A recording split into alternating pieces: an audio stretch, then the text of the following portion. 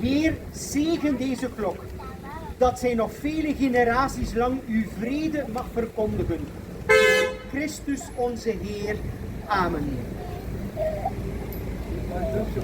De Vader, de Zoon en de Heilige Geest. Amen.